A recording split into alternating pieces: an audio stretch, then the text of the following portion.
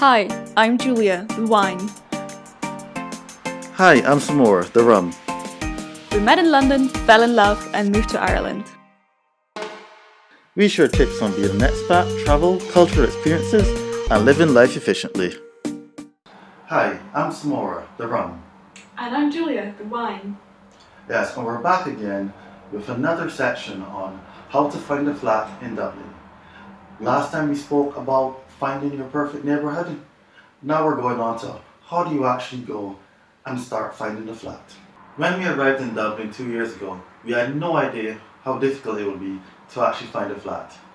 This is the series of our journey of how we were able to move from Airbnb to a shared residence to now our own flat in Dublin. So, disclaimer, of course, we can't promise you'll find a dream flat in one viewing like we did as well. But we hope that at least the strategy, the process we had to go through all the different areas in Dublin and the different listings might help you find a flat much faster as well. Yep, definitely. So the number one question across several groups and forums is, when you're looking for a flat, where do you actually look for a flat? When we were looking for a shared flat, we went with Facebook, daft.ie. And now that Roomy.go exists, we'll also mention that because one of the most important things, even if the interior of the flat and location is great, who you're actually living with would also make a big difference. So those services where you can find a bit about who you're going to live with, yeah, that's where we'd say we'd go. So our second time, we were looking for a flat where we didn't need to share with anyone. And for that we went with daft.ie and rent.ie. They're both owned by the same company, but we found that on daft.ie, most of the properties are cheaper. While on rent.ie, they're more expensive, but there also seem to be more catering towards non-sharing. So in the last video we talked about how to narrow down the list of neighbourhoods you want to look at. And now the next step is to also understand the housing market in those different neighbourhoods. So for example, we had one neighbourhood on our list for Henny, which is along the coast in the north of Dublin. And we realised there's actually not that many listings for that area because most of it is owner occupied. So waiting around for a flat there is pretty unrealistic. So we more or less crossed that area off our list. Another thing we noticed especially is that there's a lot of properties in Rathmines and Rothgar, but those are historically also a bit older buildings because they're like the more historic period houses that won't just get knocked over for a new apartment block.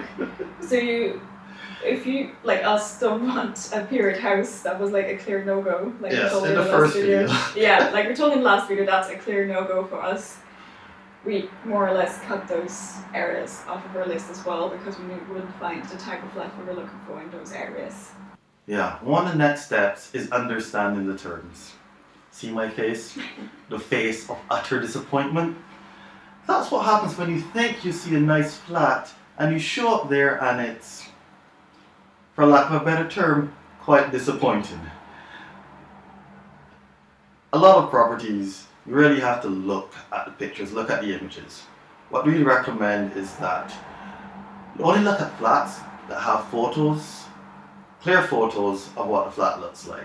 You'd be surprised by how many people don't know how to take an actual clear picture that isn't grainy, or maybe grainy on purpose to hide God knows what. Yeah, and also look out for the rooms that they don't photograph. If you're just seeing the bedroom and the kitchen and not the bathroom, then there's a possible problem there. Always look at the small terminology, like is it a bed sit? Is the bathroom shared?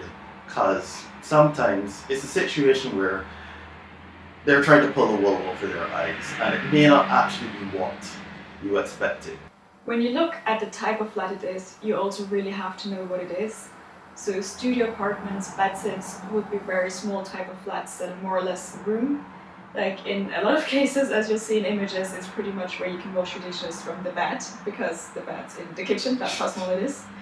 But there's also granny flats, which traditionally were built if you have like an elderly relative living with you in the house, but it's kind of still secluded. But it's still kind of shared, like you have to go through someone else's entrance maybe to get into the flat, or you share like the laundry, the bathroom, something.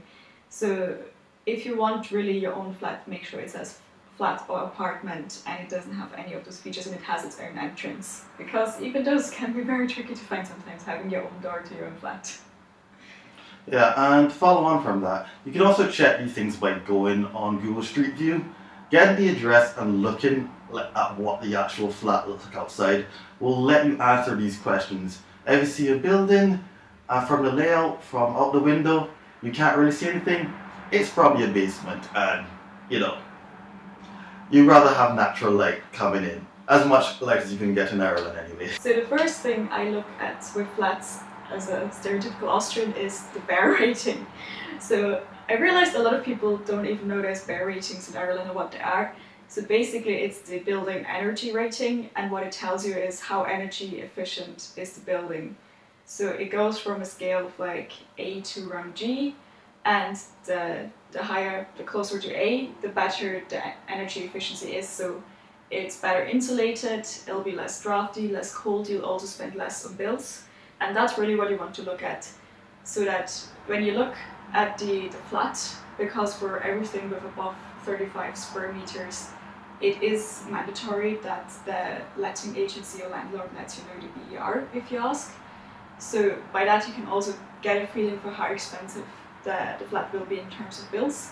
And also, to be honest, how drafty it'll be, because a place with a G rating, I've never been in one, but that sounds like you'll need a lot of very thick winter curtains to survive the winter there. And our step 6 is to create a list of needs and wants for the flat.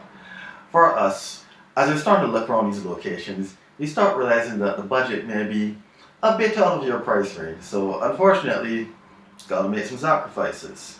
By creating a needs and wants list, you were able to figure out, okay, what do you really need in your budget and what you don't, in case you need to make that sacrifice by finding flats, but you know, it's a bit out of your price range. For us, we had quite a bit on our needs and wants list, but we really put it towards trying to fit with our lifestyle. For example, one of the things was a table to work on, because I'm techie, we're kind of both techies. Techie in programming and marketing sense. Marketing techie. Also writing. So yes, we're putting more books that Julia's been writing, short stories and stuff, up on the Wine and Rum site. Yeah, we'll have a link in the description. You can check it out. Yeah, more stuff is coming, especially end of this year and next year. Sorry, I'm putting her under pressure. Sorry, continuing. So, some of the things we were looking for were that, you know, it needed a bigger fridge, it needed space so that we can be able to write and work on. But as we were creating this list, we realized that stuff like a table, we could probably then buy it. Or like if the fridge wasn't big enough or the freezer wasn't big enough, we could actually have a portable freezer. So you have to think about these things, these lists of needs and wants. So you can even shortlist the apartments, flats. Sorry, went into Beijing there. There, so that you'll be able to figure out what would exactly be in your price range. And with that, you're ready to start looking at listings, which we'll be talking about in part 3 of our Finding a Flat in Dublin series.